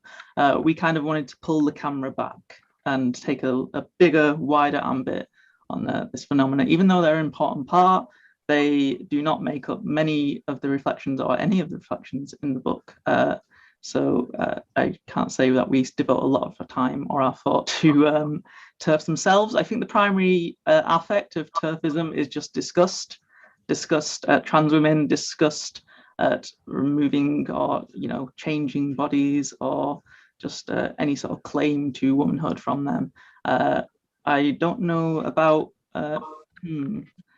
we do have like Marxists who are TERFs as far as like an identifiable Marxist TERFism. I don't really think such a thing exists. I think there are just people who are TERFs who express their disgust and occasionally are Marxists or used to be Marxists. Where as far as it goes with the socialist left, you do have lots of people who are involved in trade union bureaucrats, just that sort of milieu. And also just the general middle class disgust at transgender people in general. Anyone else? Jules? Yeah, well, I mean, like you, Sophie, I've published some stuff on this before. I will say I've lost interest in them a lot. But I can see why, especially people based in Britain, have this as like a pressing concern. I guess I have a comment or two, but I would just like to reiterate, like Elle says, this is not, this is not like the primary focus of the book. And another thing which is not the primary focus of the book is like transphobia on the left. I have some recommendations if people want to know that kind of stuff. The writings of Sylvia McShane. There's a collection by Red Fight Back, I think, which is exclusively about this. There's also this Blood and Turf podcast, which is very illuminating. Run by one trans man and one trans woman. And those are all things to check out if you're interested in it. So that kind of ground I feel like has been covered. But to what's interesting to me, what I'll firstly say, what's interesting to me is not only like transphobia on the left, obviously, that's there's going to be transphobia in any part of society. But I think what's interesting more and more lately is like, just how there's never any shortage of like revolutionary trans people. Like you're just not going to run out of them on whether it's on a social media website or in organizing meetings or stuff. You'll just constantly be meeting people. And that's my experience, having been in, I guess, left-wing circles of one kind or another in 3 different countries. So that's the point we seem to be at now. So I think we should be talking about like transsexuality on the left as well. But finally, in concerns of like, insofar as there are transphobic Marxists, like full-blown Marxists, I guess Paul Cockshott is the most prominent example. I can't really see any like direct connection between the Marxism and the transphobia. It seems to just be a sort of like side interest. So in terms of effective stuff, I'm not quite so sure I could venture something. But one thing I will say is this question of like material girls and like materialism is something I find especially remarkable for very nerdy reasons. And like I say, there's one essay in the book which does get into like materialist feminism, with mini critique, which is Anya's essay. I think, is that the last one in the book on the cosmic nature of proletarian and trans women. And that's great, because the very strange thing with actual materialist feminism, which is usually saying these days I would distinguish from Marxist feminism, is they make precisely the opposite argument to TERFs or to transphobic feminists, whatever you want to call them. Because a transphobic feminist says, well, there's this thing called sex, and that's this like solid condition, and then gender is like a layer of social ideological notion that gets like draped over it. And the materialist feminists would begin the other way around. They would say, well, there's this gender system, and then this mobilizes these differences. Like there are all of these completely arbitrary distinctions, like, oh, this this person has too large a thigh bone, or this person has like his shoulders are too small, and all of these these differences, which are actually just a random, well, not a random, but like a constellation of physical traits, are then sort of like remobilized. So this is the stuff I really used to be into, like I guess like 8 or 9 years ago, maybe even more now. So there is like an element of that in the book. I wouldn't say there's like in-depth or like analytic engagement with materialist feminism, and maybe it would be interesting if there was, because there's probably an interesting story to be seen in how Marxist and materialist feminism kind of became more obviously detached, I guess, across the like mid 2010s. But this is my like nerdy intellectual response, and I really would love more people to read like the Sex in Question PDF collection, stuff like that. There's a lot of like materialist feminist thinkers like Monique Petit and Matteo, other kind of like there's like a lot of interesting work there, which I think we can still do something with. But how Marxist any of this is going to be is probably an interesting question. Anyway, that's the end of that.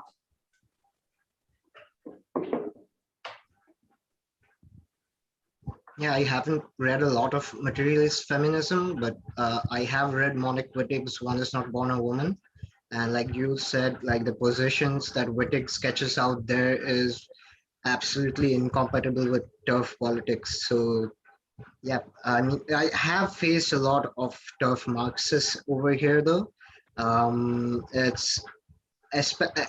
in recent years, especially with like social democratic Stalinists over here, in recent years, they've kind of shifted and become pro-trans in terms of like representation and state recognition. But if you like just talk to them, they will tell you that they are fine with recognizing that gender is a social construct, etc. But biological sex is real, and they're really very stringent on that point and won't budge. So this very superficial kind of inclusion of trans people is going on in their politics, which is very frustrating for me. Yeah, but yes, I think that also has to do with like this very vulgar idea of materialism that they operate with, which just reduces materialism to something you can see or touch, or just plain reality as you perceive it, which is just extremely vulgar materialism and doesn't really stand up to much scrutiny. But yeah, like both Elle and Jules mentioned, a lot of this kind, a lot of people who are peddling this kind of politics happen to be middle class people, and who always create this chimerical notion of the working class that doesn't really exist and is more a figment of middle class guilt than anything to do with real working class people. But yeah, it's really a kind of politics that's rooted in the petite bourgeoisie and the middle class. I like I think vulgar materialism is a really good way to describe that. And the sex is real thing too. I was thinking about that when I was writing. I did have a moment where I paused in the middle and like, here are all the different ways that people try to explain being trans, right? Like gender, you know, sure, but underneath we have sex, and that's, you know, and I'm like, I've asked a class full of people if they know what their karyotype is, and your karyotype is the thing that they're talking about when they're not talking about like there's a piece of information, a string of information that is suggestive possibly about what parts of your body might look a specific way. And then there's a huge range still. And they're like, no. I'm like, you know what your gender is, but you don't know that, right? So like their experience contradicts that. And it's actually pretty easy to like uproot that. But I do think, I can't imagine them being very good Marxists following on that either. And I know we've talked about all this very like wide variety of different ways to be a Marxist, but it does seem like a very like you have to have like a liturgical relationship where you're just sort of reciting things. You can't really be thinking about like any of the kind of, I mean, just the dynamism of like you can't think about something like commodity fetishism and then also be like, but the real is this thing and it exists out there and it's like a rock and we're going to find it and take a picture of it and then we know what it is. which isn't even if you were like, even if you were like hard science only, that isn't even how that works. And like if you look at matter in certain ways, it does different stuff because you've looked at it, right? Like observing changes the system you're participating in. So like even at their most literal, it doesn't track. So I think it's mostly reactionary in like the most classic sense. It's emotional, it's a refusal. It is beyond the capacity of like what is like can be reasoned through in most instances. And so in the same way, I tell students, like, if you're going to write a paper about geography, you do not have to address the flat earthers first. I don't usually write about the TERFs too much either, because I think it's meaningful. That's not all like, it's a good question and it should be written about, but like, also there's an incredible amount, the type of labor and the cost for thinking about people that despise you at length and trying to imagine what's going on inside their head. I don't know if the return on it is always excellent.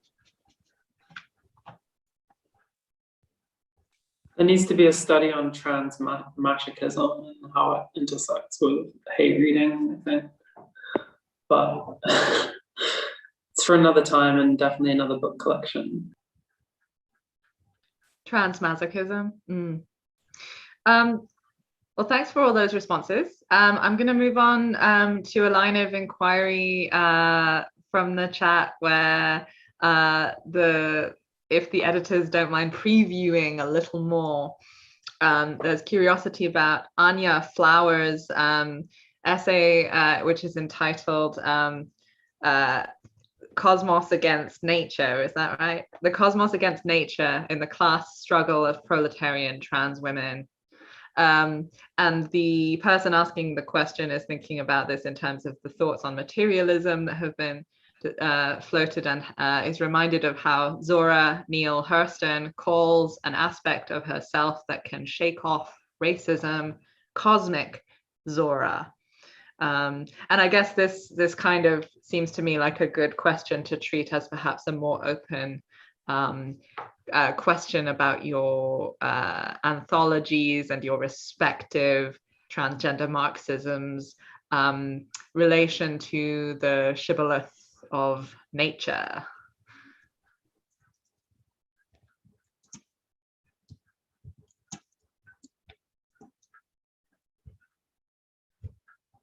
I mean, I know it's like no pressure.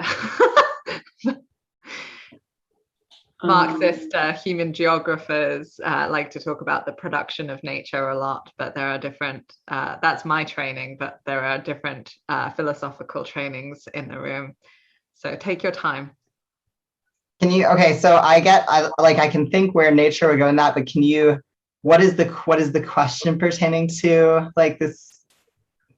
My brain is just thinking about like Donna Haraway and the Natural History Museum and like, but I'm not contextualizing it properly. What do you want to, can you restate? The person just says that they are curious about the cosmos versus nature idea. Okay.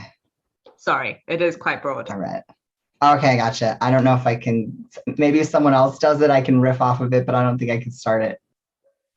Okay, so Anya's piece is taking the theme of cosmic ideas in trans cultures. So as a jumping off point, so you have obsessions with Sailor Moon, obsessions with sci-fi, the idea that, some people want to be a ball of light, or other sorts of ideas that frequently occur as descriptions of dysphoria.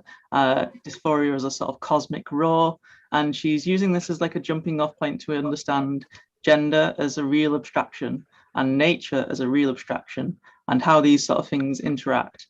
So she's riffing off Alfred Sohn-Raphael's idea of real abstraction, where abstractions are not just mental abstractions, but abstractions that we do socially together in our collective social practice of exchange and so forth.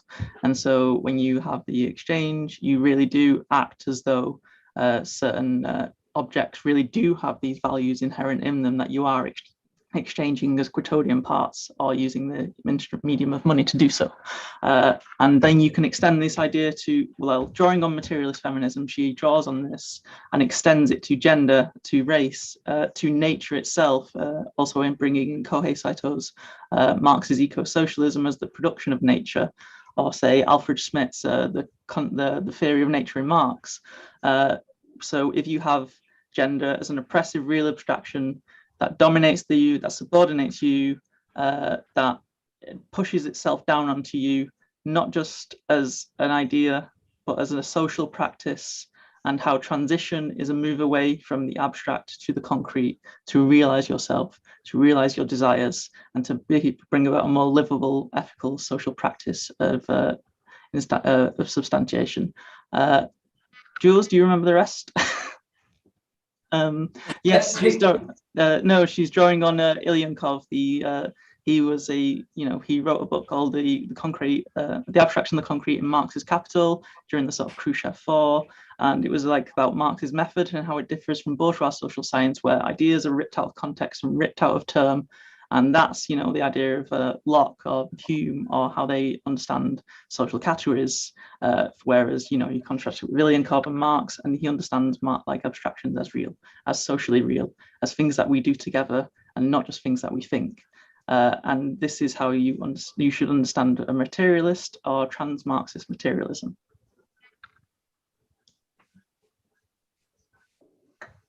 Yeah, wow, that was quite the summary. So where else was the question going? I forgot now. I've lost my No, train. I think that unless people would like to speak more broadly to the way that a transgender Marxism or Marxisms relate to nature via perhaps cyborgicity and other kinds of Marxist feminism, we can.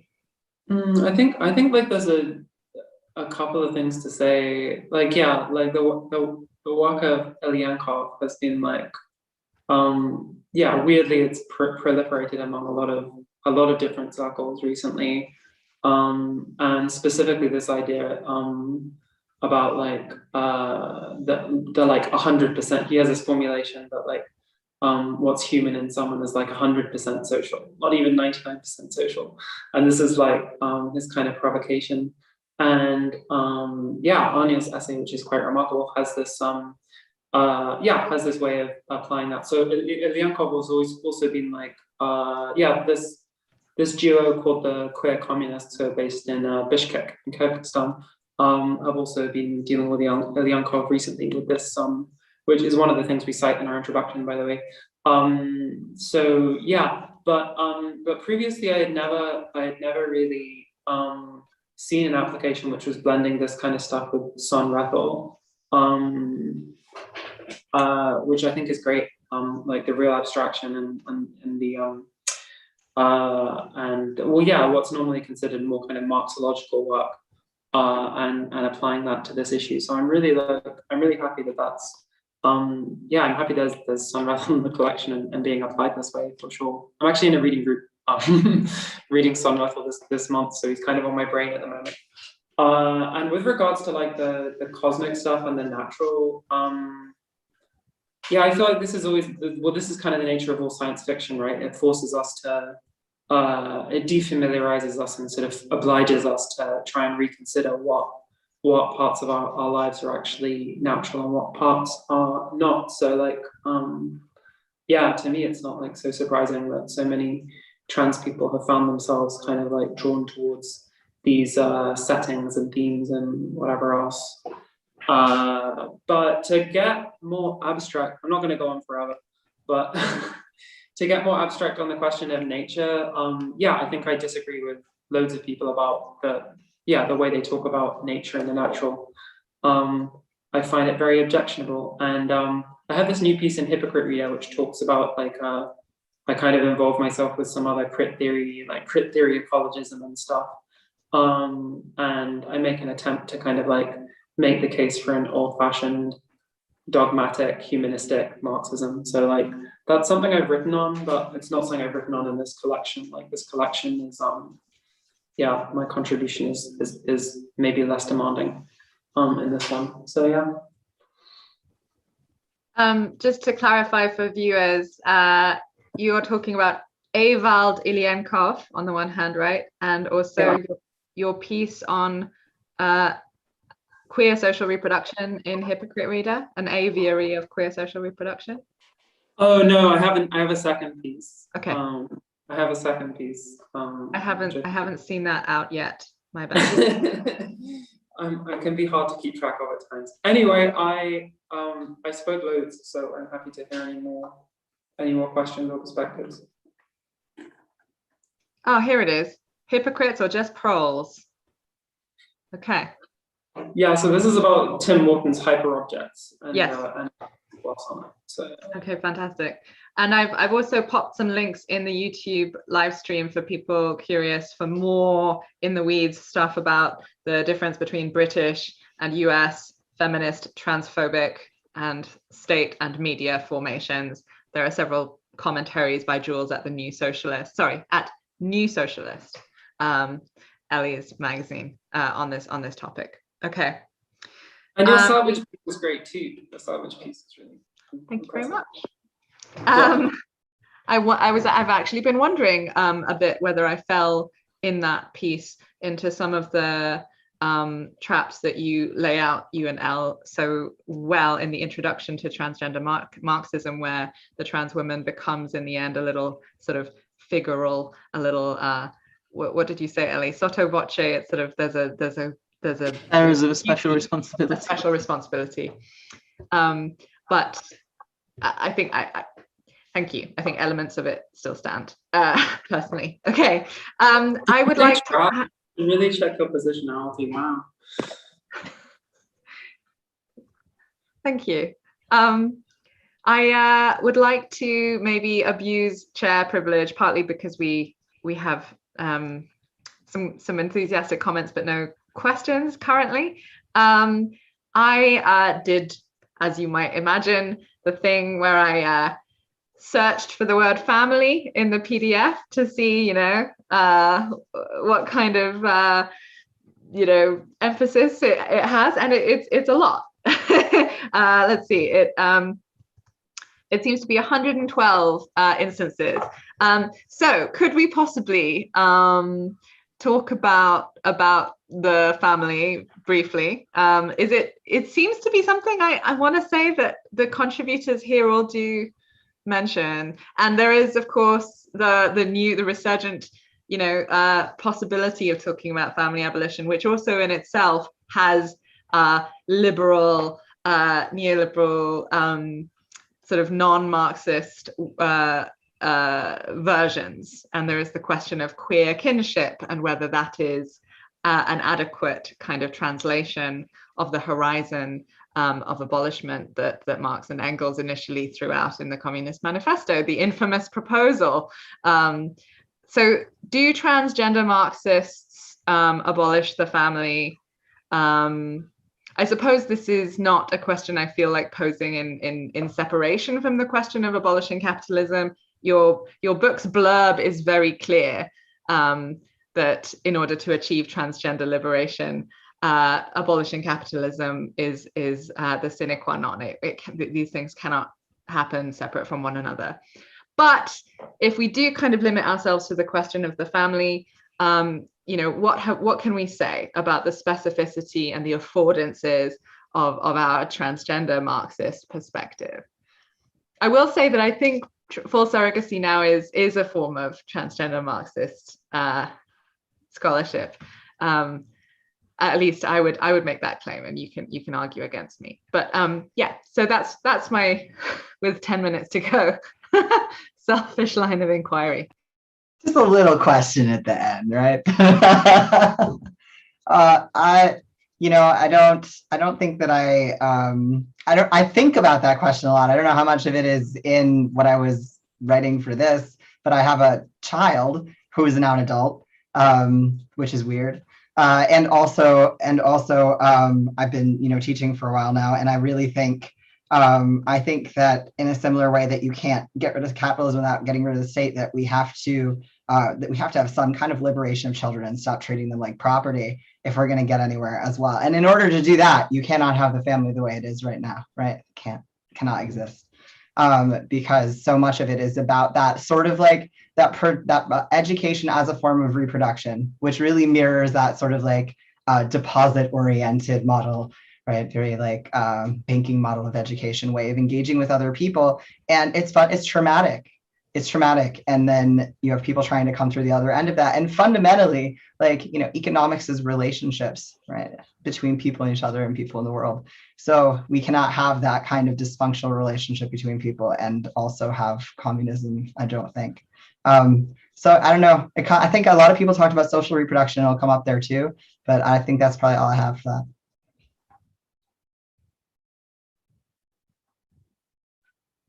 I think the question of family abolition is like absolutely fundamental to a politics of transliberation, because the family is a site where trans people experience such immense amounts of violence. Like, even speaking personally, I mean, I don't want to go into my own experiences, but I can like very much testify to the fact that the family is an extremely violent institution that ensures capitalist reproduction, the reproduction of capitalist social relations.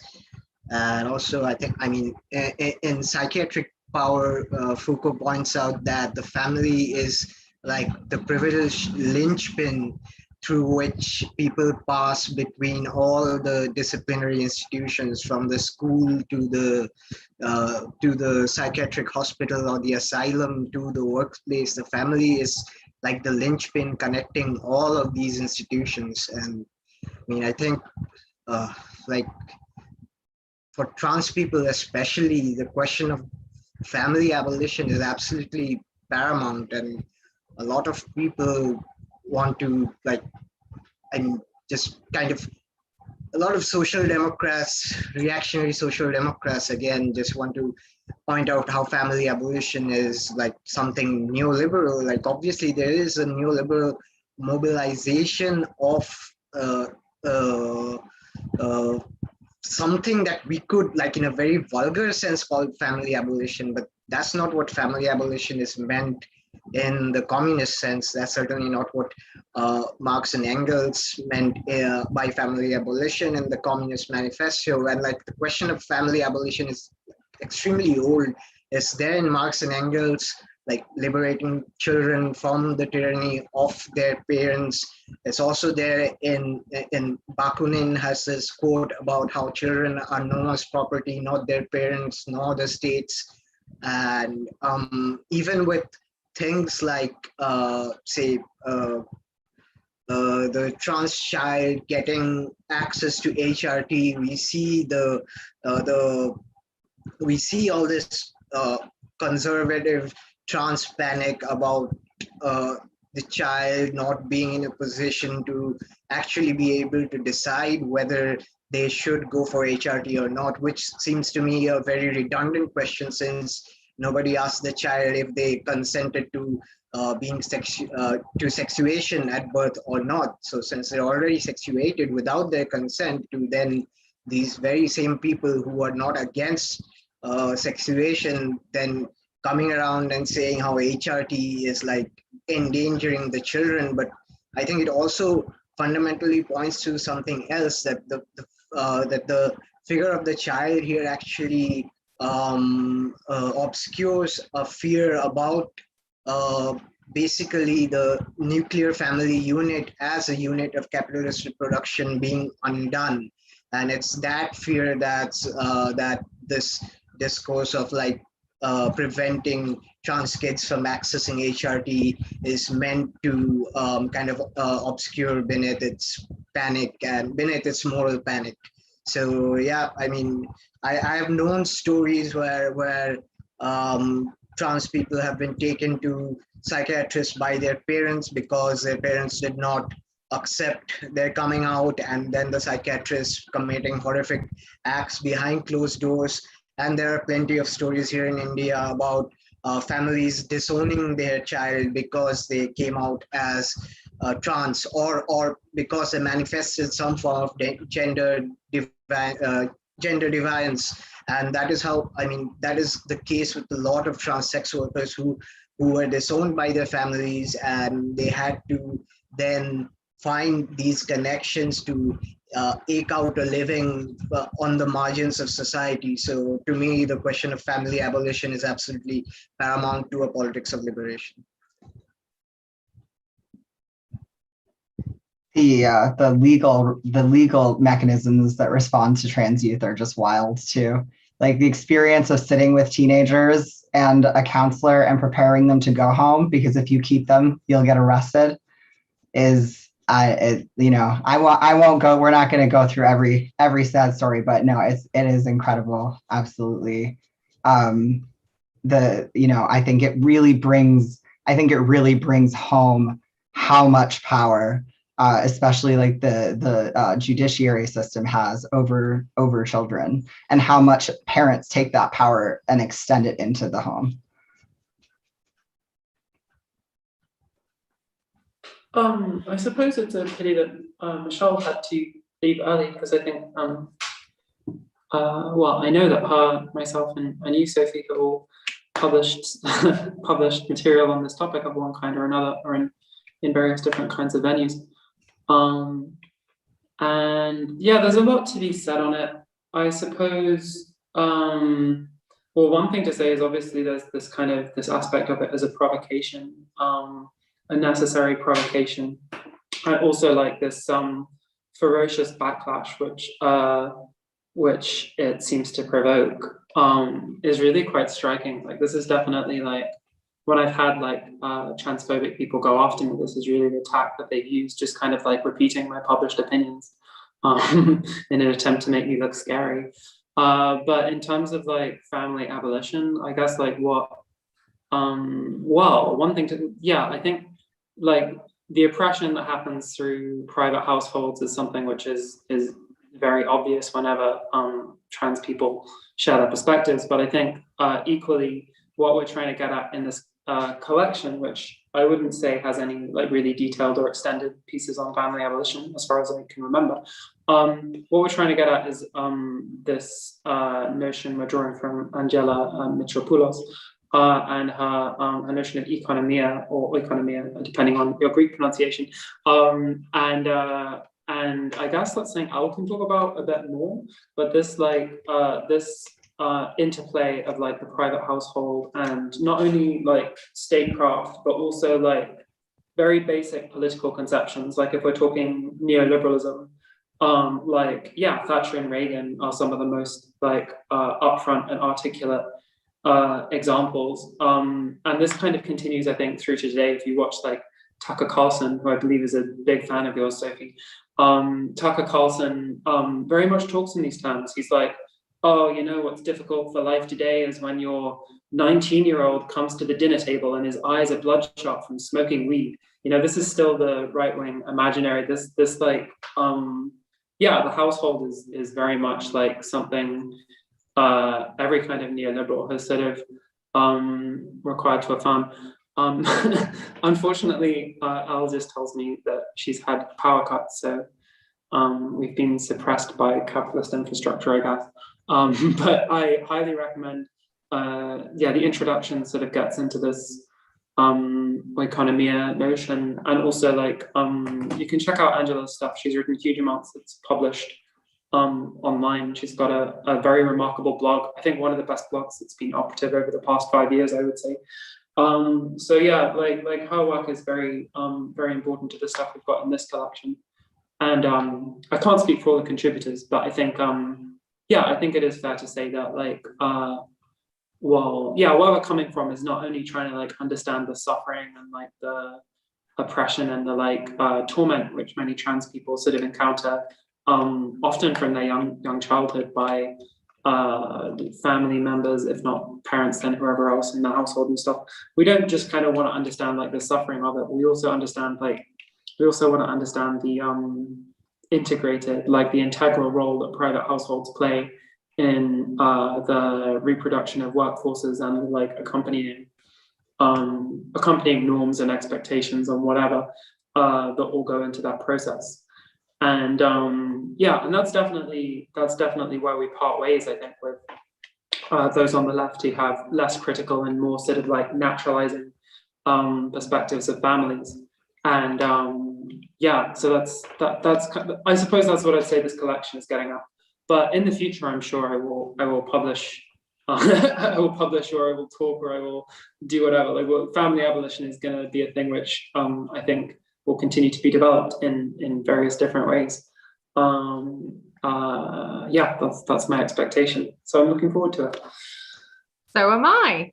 Now I'm going to hand over to Phil of Red May to wrap it up in just a moment, because we have managed to speak for 2 hours. We've lost Elle to internet problems and Michelle to the tyranny of work.